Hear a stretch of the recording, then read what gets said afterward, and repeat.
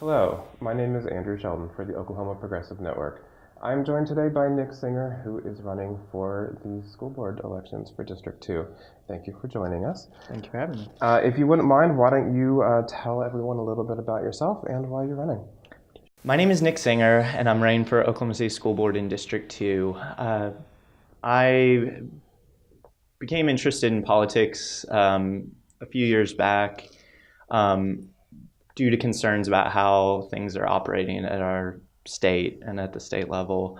The motivation for school board is I have a young son. He's about 2.5, and he'll be in our public schools soon.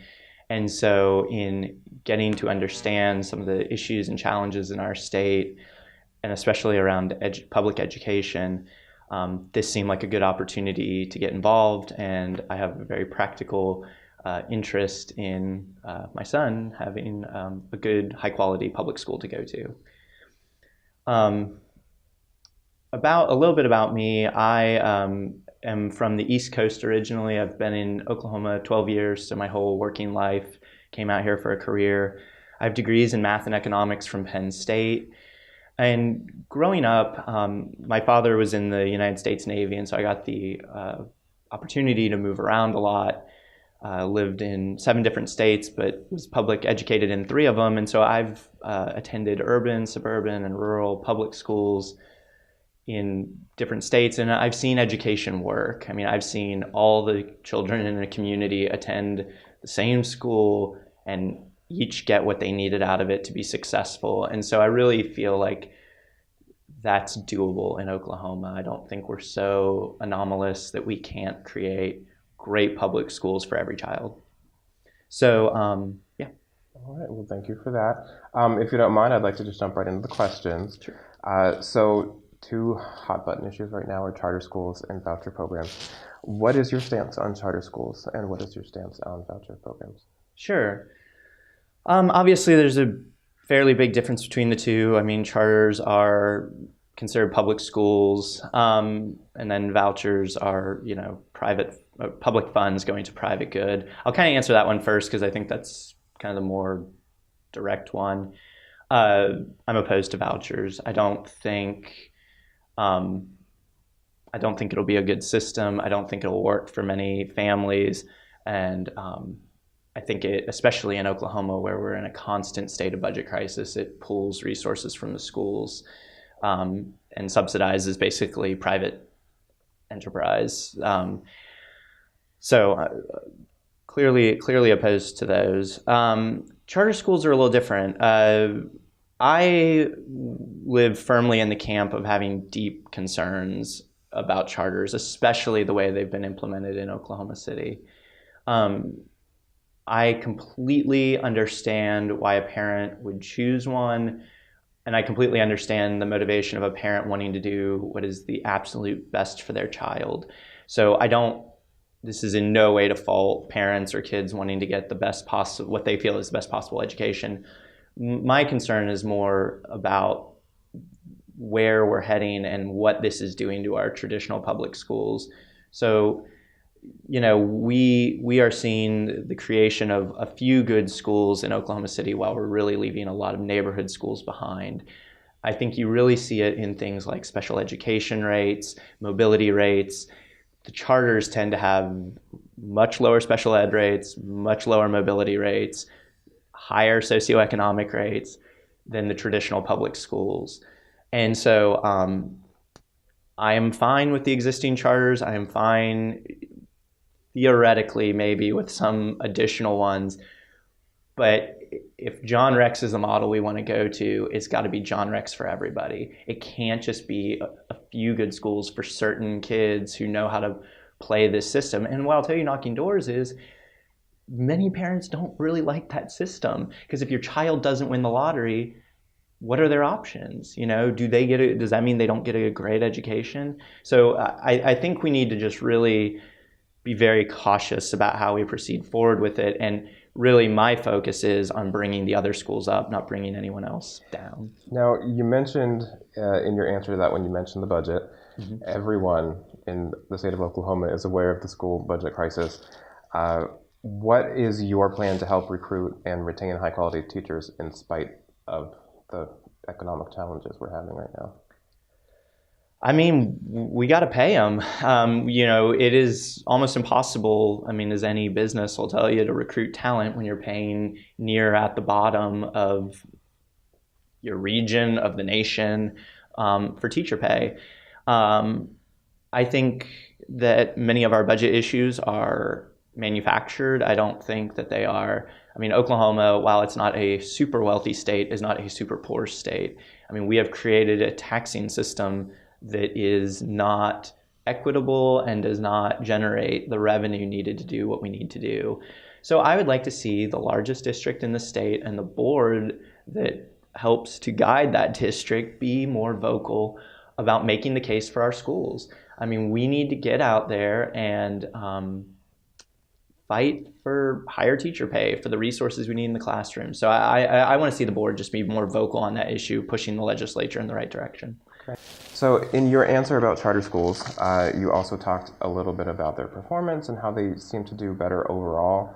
How will you hold schools accountable for their performance? And do you have a plan to help improve underperforming schools?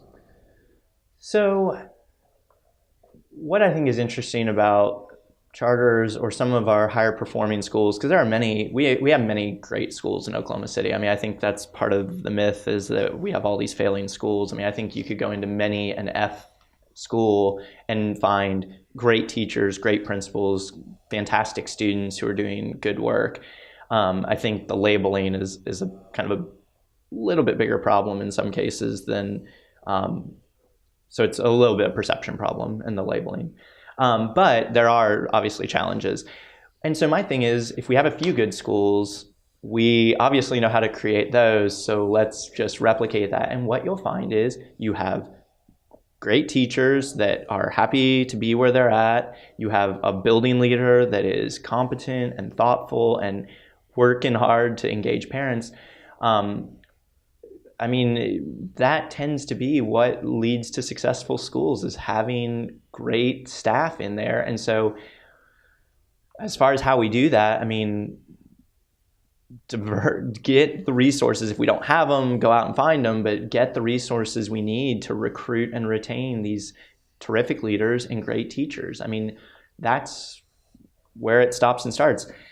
For more of what a board can do, I mean, I do think there's some cosmetic stuff that we can do. I mean, Oklahoma City has many crumbling buildings and challenges around that. I mean, there are some opportunities, I think, around a school bond to, if a parent shows up at a building and it looks like it's about to fall apart, I mean, it's not a great start to any relationship with your public school. So, I mean, I think we can work on some cosmetic things to improve the schools. And I mean, teachers don't want to teach in a building that's falling apart. It kind of is a vicious cycle. So, I mean, I would see us do that. I mean, that's something the board can directly do, is prioritize some of these schools that really need some help. But then get better leaders and get great teachers in every classroom. And, how we do that, I mean, we're going to have to fight for it. And that is what I want to fight for. So as you know, some schools have gone to a 4-day school week.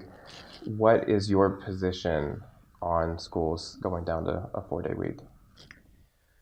I mean, I think 4-day school weeks are a bad idea. As a working parent, 2 working parents for my son, our jobs want us there 5 days a week. And, the impact costs and social costs of moving everyone to a 4-day week when most employers expect you to be there 5, I mean, the childcare, the logistics, I think it's just a bad idea. I don't think it saves as much money as people claim it does, because you still have to go a certain number of hours a year. So I generally think it's not a great idea. So last year, there were a number of reports that came out, both internally through the school district as well as a couple of reports from the U.S.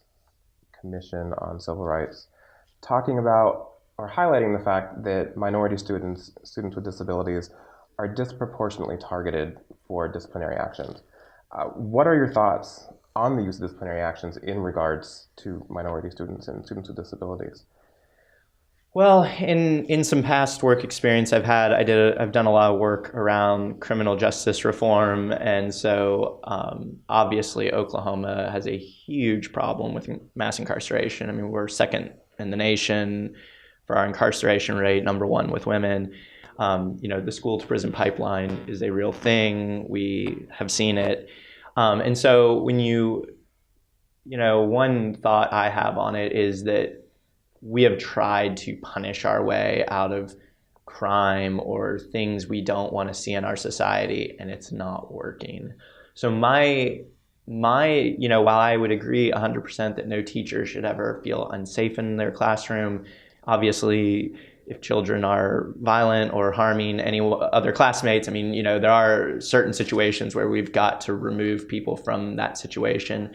But in many cases, I mean, the behaviors and the challenges are symptomatic of home issues, of poverty, of incarceration of their parents. I mean, there's lots of other areas where I think we can look to divert resources, look to focus on, that is not suspension and is not punishing children who have already experienced a lot of trauma. So I would be a tremendous advocate for getting the resources we need. I mean, whether it's special ed teachers, therapists, counselors, I mean, whatever it's going to take to keep these children in school, getting an education, learning how to deal with some of the bad experiences they've had. I think that is a much, much better solution than trying to punish them into better behavior. Thank you. So Oklahoma State Senate introduced a bill recently, Senate Bill 81, that lowers the threshold for school suspensions from the 6th grade to the 3rd grade. Are there any ways that we can improve or reduce disciplinary actions overall in the school system? So some of the things I mentioned in my last answer, I mean, while like I said, while I understand the motivation behind that bill is to protect teachers, that there are kids that are out of, perhaps out of control or seeming that way. And so I do sympathize with, I do feel that teachers and other students should be protected. I mean, there's no reason nobody should be worried about their safety in the classroom. But the fight needs to be about resources. It needs to be about getting these kids what they need to learn how to cope with these things. It is not figuring out how to suspend or expel eight-year-olds. I mean, it's going in the wrong direction. I mean, there's tons of research about how when you suspend and do these things that you just increase the chances that these kids are going to run into problems later. Stop doing that. I mean, if we know that that's not working, we just need to try something different. And the something different is helping these kids learn how to cope. I mean, it's getting them the individualized resources, teacher aides. I mean, just being able to pull them aside sometimes and have a conversation with them is enough to bring down, to de-escalate the situation and keep the kid in school. And I think keeping children in school is way more valuable than letting them go out the door and hope that, obviously whatever's created this problem in the first place will somehow fix it. I mean, we have the opportunity 8 hours a day to impact that child for the better. And I think we should take as much advantage of it as we possibly can. Well, we do really want to thank you for coming out and seeing us today. Do you have any final thoughts that you wish to share with the voters today? I mean, the only final thoughts I would have, District 2 is an interesting district. I mean, it's got some of the nicest, most affluent neighborhoods, and it's also got a lot of working folks who are, just trying to get by. And I think we need great schools that work for everyone. I also think it's critical to have candidates that have skin in the game. I mean, my commitment, I work for teachers at my day job with the Oklahoma Education Association. My commitment is to send my son to public school. I feel like that is a critical element to any board member in being able to fix these problems. You can't just make decisions about all of our kids and not have a stake in it. So that's why I'm doing this. That's why I think I will be a great choice, and I hope the voters agree. So, all right. Nick Singer for Oklahoma City District 2. Thank you for joining us. Thanks for having me.